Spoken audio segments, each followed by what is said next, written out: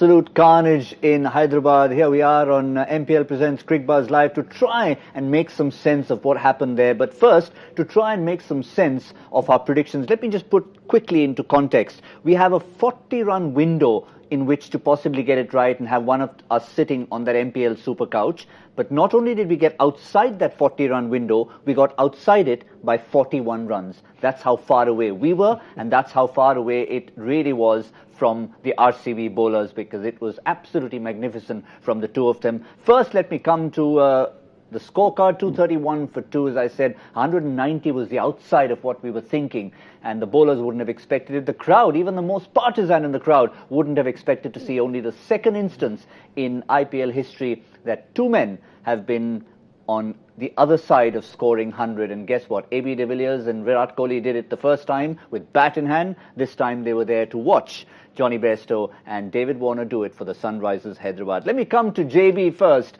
and I've got two men in the studio, one who's got the same initials, but the other with the Yorkshire context. Michael Vaughan, what an innings, what a day for Johnny Bairstow. Oh, incredible. I mean, to see an England player light up the IPL, he's the third English player now to get a century in the IPL, following Kevin Peterson and Ben Stokes. But Bairstow's story is a remarkable one when you think, 20 odd years ago he lost his late father, David Bairstow, the ex-England and Yorkshire cricketer, to suicide and came through the Yorkshire ranks. It was 2009. I retired because of Johnny Bairstow and Joe Root were coming through the second team at Yorkshire.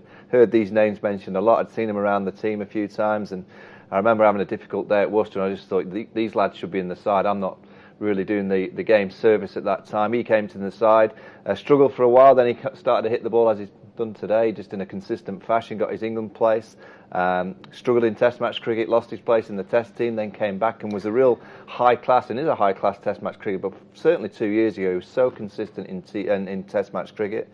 And then he got his opportunity in the white ball game. When you think you've got Jason Roy and Alex Hales, to dislodge one of those two was a feat in itself. He dislodged Alex Hales, and he's just been so consistent at the top of the order, just playing strong cricket strokes. And I look at cricket in this era of the game, and you think of three-dimensional players where you think you have to bowl, bat and field. Well, I'd add another dimension to that. You've got to be fit. You look at the aspects of Warner and Johnny Bairstow today, the running between the wicket, the fitness levels, running in 40-degree heat. So there's a fourth dimension that we don't speak enough about in this era of the game, is that you have to have your fitness levels to a very high standard, and those two today were an absolute key to that. 42 degrees out there in the middle, and it's probably even hotter right down on the middle. 13 twos between those two. More was scored after that. Let me ask JB about JB. How often can we talk about a partnership like this and want to play second fiddle? Oh, absolutely. And 19 twos, that's a testament. And, what Michael was saying just before we walked in, that this man hasn't played competitive cricket for a year. I mean, how difficult is it to be fit? And the strangest thing is, you think by that time he's winded, he's had it. Did you see his century celebrations? He was running up and jumping as if he's just running to the field. So it's incredible fitness, and it's very, the way Johnny Bairstow dominated in the beginning, it's very difficult for a batsman like David Warner, who's naturally an aggressive batsman, to play second fiddle. But he did it very intelligently. And he knew that when he was giving it the go, and that's the interesting one, he gave it, he allowed him, and I was watching the strike rate, it went from about 145, it's come up to about 181, it went up to a 190 and then it dipped again. It's very interesting. He paced his innings, he allowed Johnny Bairstow that time at the top, saying that, okay, you're dominating it right now. And he was still scoring at a healthy 140, 130, 140 clip, but it wasn't the 200 that, Bairstow was at that point in time. And that, I think, is wonderful when you're a cricketer who's so aggressive, and yet you can control yourself when somebody else is hitting it. I think that's the worry for the World Game, particularly with the World Cup coming around the corner, is that you've got players like Gale, David Warner, Bairstow. They're actually realising that it's not every day you can go out and strike it. It's not every day that you can clean it in the middle of the bat. But there's days when you go out like David Warner today, that Johnny Bairstow, his partner, was striking it, probably getting more opportunity to do so, and he played second fiddle. But then he caught up at the end to get a magnificent century. And when you get players with that amount of ability and that amount of power also playing with real smartness, it's a real worry for the opposing teams. But just in the context of the World Cup, you're saying if you're an Australian fan looking out to this, you're watching the IPL, you're seeing David Warner getting this 100, you're keeping an eye at Australia in the Middle East, 4-0 up, and almost 100 partnership for the opening partners there.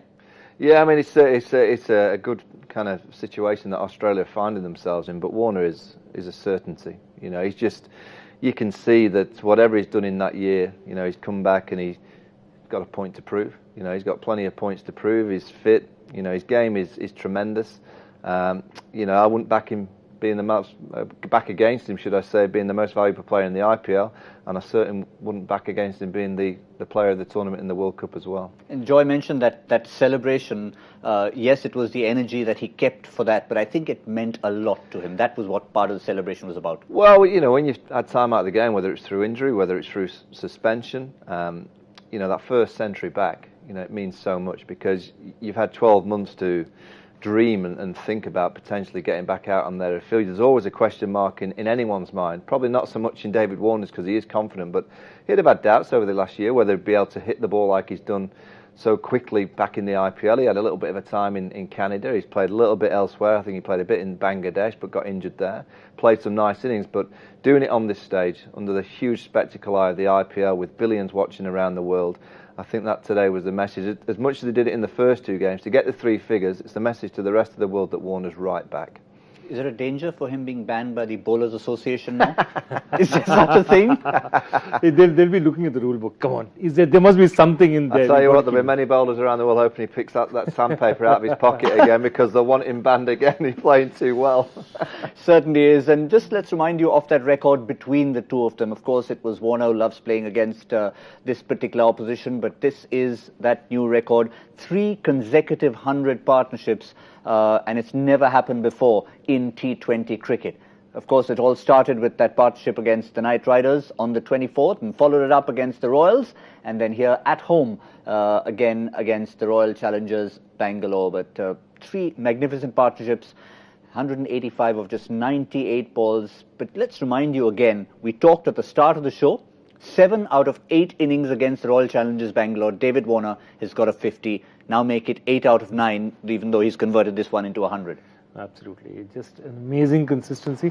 I think it just doesn't show the RCB bowling attack in very good stead, but, you know, scoring them in the Chinnaswamy is one thing, scoring them on a ground like this, which is a fairly large ground, and you haven't had too many 200 plus scores. If you look at, you know, Chinnaswamy, you've got a lot of 200 plus scores, small ground, altitude, the ball flies. But scoring it out here it's remarkable, absolutely remarkable. Now, Michael, as part of all the topics that we wanted to discuss, no matter what the score was, we were going to talk about the over-reliance on AB de Villiers and Virat Kohli. The problem is when you're chasing 232, you kind of have to rely on them come what may, and then hope everybody else contributes as well. Well, you just got to hope that they produce what Warner and Bairstow have just done. I was disappointed with RCB. I have to say that... all right, when you come up against quality like Bairstow and Warner, sometimes you can just sit back. Like today, I guess, particularly after about 6 to 8 overs, there's not a great deal you can do. They've got their eye, they've got the range, they've got the conditions, they've got the pace of the pitch. But, you know, I just don't think the RCB team were aggressive enough. I thought they allowed them just to kind of strike it. All right, you've got a 16-year-old leg spinner making debut. It's always going to be difficult for him. But, you know, you look at Umesh Yadav, and so I didn't see them bowl enough into the armpit of David Warner. I saw it just land on the plate. You saw Umesh Yadav's first ball to Warner, right on the plate, straight down the ground for 6. It's too easy. You've got to be aggressive. You've got to be aggressive as a fielding unit. You've got to be aggressive as a bowler, and you've got to think wickets. Because when you come up against those kind of players, if you're just thinking to restrict and you get intimidated, which obviously you can do because they're powerful players, but I didn't see enough in terms of aggression from the RCB team. See, I have one more belief. I believe Gary Kirsten is a brilliant national team coach. But they're very different roles, being an IPL coach and a national team coach. The IPL national team coach has a team for 8, 9, 10 months a year. He has a chance to bring in new talent. He has a chance to develop players. There's a lot of time. I believe an IPL coach is more a manager. You get a certain amount of resources. You don't have very much time to train with them. Maybe 7 days, 3-4 days with the international players. 3-4 nets you'll get during the tournament because it's a long. So to get that happening, you need a coach who it's like a man management. This is what I have. I don't have enough time to improve too much. But within that, I've just got to make these pieces fit, and I've got to be very sharp and smart. It's not about, long-term nurturing, because what is long-term nurturing? Any bowler, Rai Burman, he's spent 3 nets with me, in 2 months he's gone. So I believe they need to be more switched on, and I think strategy-wise, they tend to sort of follow the pattern rather than lead it. Now, Michael, just coming back to Johnny Bairstow, we already talked about the fitness levels with the twos, but just throw in the heat. He did mention straight after the innings when he was spoken to, and he said don't think I'm superhuman. I'm absolutely cooked in that heat out there.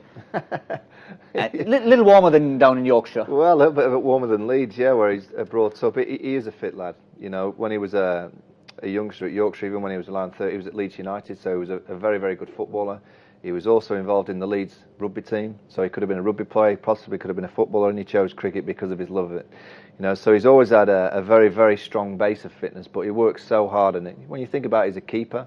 You know, he has to do all his keeping work, he has to do all his batting work, and then he has to do all his gym work. And, you know, a message to any young cricketer out there, girls and boys, that are thinking about potentially taking cricket up as a career, it's not just the cricket that you have to work hard on. You have to work extremely hard on the weight aspects of making sure that you're pushing some weights to get some strength, but also the fitness levels and the cardiovascular to make sure that you can survive like Johnny Bairstow and David Warner has just done for an hour and 30 minutes in 40-degree heat, pretty much sprinting.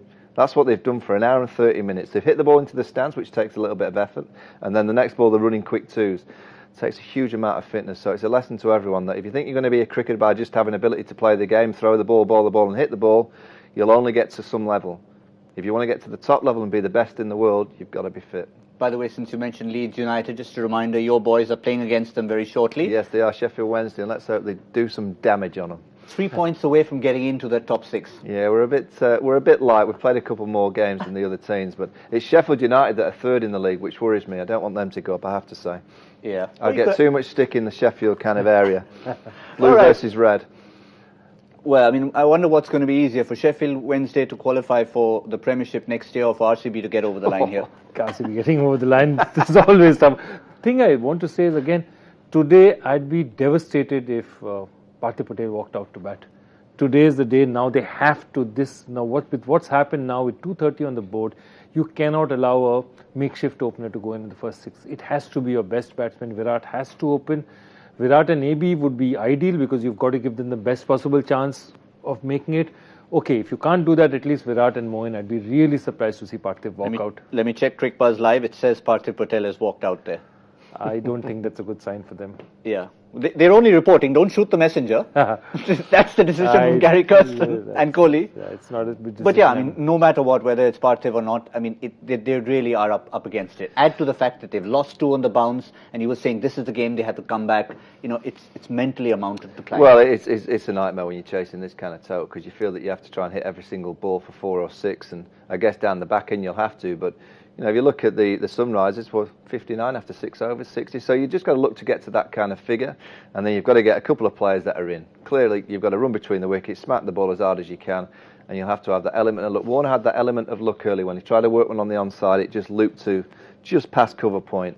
You know, if that had gone to hand, who knows what the story would have been. So to get this target, which is near on impossible, I'm afraid Virat and Nabi probably going to need 3 figures each. Yeah, but before that, you did get part of your wish, Joy. You didn't get to remove Parthiv Patel, but you did get Moeen Ali pushed down, and Shimron Hetmeyer has joined Parthiv Patel to open the batting. So they are thinking different, maybe not quite the way you wanted it. Yeah.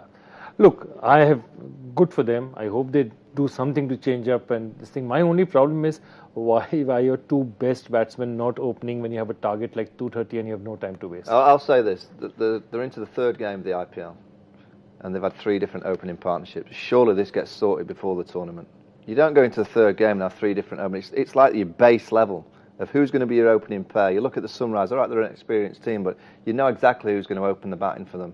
I just see other teams, they're just tinkering too much, and all that kind of work and preparation and planning should have been done pre-tournament. And after 3 games, you've had 3 different opening partnerships.